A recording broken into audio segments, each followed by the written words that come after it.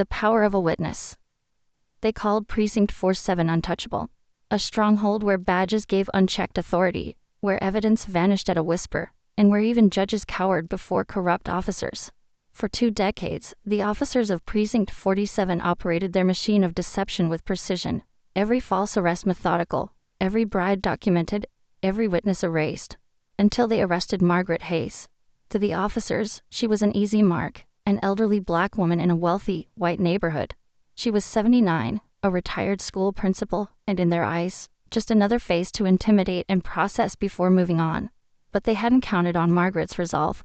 They didn't know she had spent 40 years teaching young minds to stand against injustice. And they definitely didn't know her son, Andrew Hayes, was the U.S. Attorney General. The late afternoon sun cast long shadows across the neatly organized aisles of Fairmont Market, an upscale grocery store nestled in the heart of Maplewood Heights. Margaret Hayes adjusted the string of pearls around her neck, a retirement gift from former students, as she carefully inspected a bundle of fresh basil. At 79, Margaret still carried herself with the grace and strength that had once commanded respect in her classrooms. The store gleamed under its polished chandeliers. Around her, affluent shoppers navigated the aisles, their carts filled with imported cheeses and organic wines. She noticed the sideways glances, the quick dismissals, but ignored them. Margaret had lived in this city longer than most of these people had been alive. Near the store's entrance, Officers Greg Simmons and Ryan Porter leaned against a display, their uniforms crisp, badges gleaming. Simmons, thick-necked and broad-shouldered, elbowed his younger partner. "See her?" he muttered. "Doesn't belong here." Porter, eager to prove himself, straightened his back. "Want me to check it out?" They approached Margaret as she examined the produce. She didn't flinch, didn't react, though the sudden weight of their presence was undeniable. "Ma'am," Simmons began, his voice coated in artificial politeness, "we've had reports of suspicious activity." Margaret set the basil down gently. "I'm just grocery shopping, officer. I've lived in this city for over 50 years. Porter cocked his head. "And you come to this store often?" "I shop where I please, young man," Margaret replied, her voice edged with the same authority that had once hushed rowdy classrooms. Before she could continue, the store manager, Harold Jenkins, approached. His neatly ironed shirt did little to hide the anxiety on his face. "Officers," he began, "some customers expressed concern. She's been loitering." Margaret's jaw tightened. "I arrived less than 15 minutes ago." "Let's see some ID," Simmons cut in. Margaret reached for her purse, but Simmons grabbed her arm. The force of his grip sent her stumbling backward.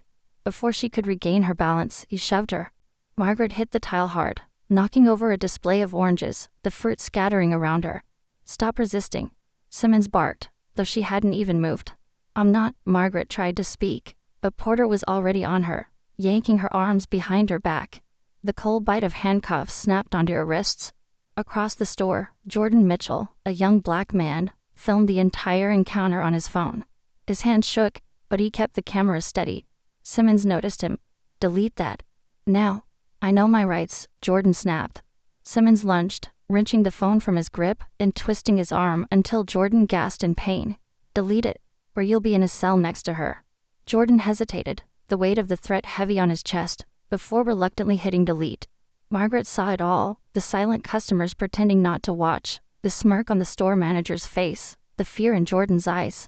"I want my phone call," she demanded as the officers dragged her through the store. Simmons chuckled. "Maybe tomorrow." The ride to Precinct 47 was long and meandering, designed to disorient her. Margaret sat in the back seat, hands still cuffed, noting every turn, every street sign. Her mind, sharp as ever, cataloged the route. Inside the precinct, the air smelled of stale coffee and bleach. Simmons filled out his report with exaggerated scribbles. Suspect became combative. Resisted arrest. Attempted assault, he muttered, loud enough for Margaret to hear. "Lies," she said simply. No one listened. They booked her fingerprints roughly taken, mugshot snapped, and then shoved her into a holding cell. The steel door clanged shut behind her. Margaret sat on the cold metal bench, back straight, chin high. She'd seen systems like this before, in the civil rights protests of the 1960s, in school board meetings where she fought for underfunded black schools, in courtrooms where justice was rationed by skin color. But this was different. She was inside the system now, and she was watching. The precinct operated like a machine. Margaret noticed the patterns, the way officers whispered about clean arrests, The casual talk of bribed judges, the files that went missing just before court dates. She overheard officers laughing about how easy it was to plant evidence and how body cameras malfunctioned. When things got messy, she memorized names. Captain Harold Brooks, the man in charge, who barely glanced at reports before signing off. Officer Simmons, who bragged about how many bad arrests he could rack up before the month's end. Judge Whitaker, the name that kept coming up. A man known for rubber stamping warrants and dismissing complaints. They didn't know who she was. They didn't know her son.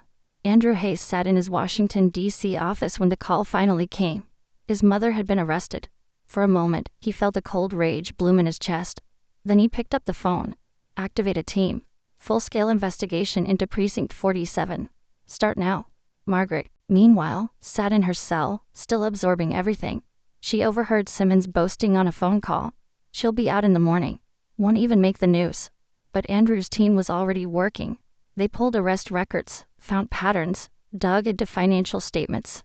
Precinct 47 had a trail of misconduct stretching back years, wrongful convictions, missing evidence, technical malfunctions on body cams. The breaking point came when Andrew's team recovered the footage Jordan Mitchell thought had been deleted, thanks to a backup on his phone's cloud. The footage went viral overnight, and Precinct 47's walls began to crumble. Federal agents raided the precinct 2 days later.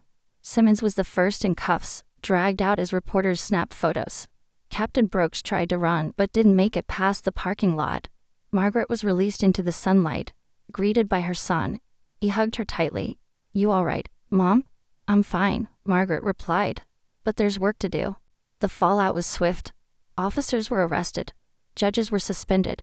The mayor, who'd quietly benefited from the precinct's kickbacks, resigned in disgrace. But it was Margaret's testimony that sealed the case. She took the stand, calm and collected, recounting everything she had witnessed, every bribe, every threat, every name. Sometimes, she told the jury, the most dangerous witness is the one you didn't think was watching. Months later, Margaret sat on the steps of a new community center, built where Precinct 47 once stood. Kids played on the lawn, and a mural of Margaret, painted by a local artist, stretched across the wall behind her. Jordan Mitchell sat beside her, now a budding journalist. "They called you the storm that took down Precinct 47, he said, smiling. Margaret chuckled. "I didn't take it down, Jordan. They did that themselves. I just opened a window so everyone could see." And with that, Margaret Hayes, 79 years old and still unbroken, continued to teach the most powerful lesson of her life, that truth, when witnessed and spoken, is the most potent force for change.